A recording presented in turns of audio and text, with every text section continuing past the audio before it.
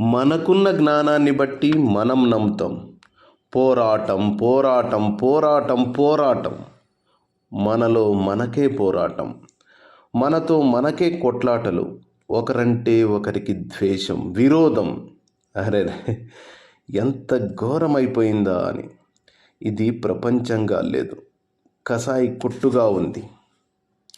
ఎందుకు ఎందుకు ఎందుకు అని ప్రశ్నించుకోమని పదే పదే పదే పదే చెబుతూ ఉంటారు. అన్నీ ఎందుకు అంటే ఎవరి జ్ఞానాన్ని బట్టి వాళ్ళకి జవాబులు, ఆన్సర్స్ దొరుకుతుంటాయి, చెప్పుకుంటుంటారు అనమాట. మనకున్న జ్ఞానాన్ని బట్టి మనం నమ్ముతాం దేన్నైనా. ఈ ఎందుకు అసలు ఎందుకు సృష్టించారు? ఎందుకు ఎందుకు సృష్టించారు? ఎందుకో ఒకందుకని చెప్పకపోతే మనం పని చెయ్యం. అందుకే అది ఎందుకని సృష్టించారు.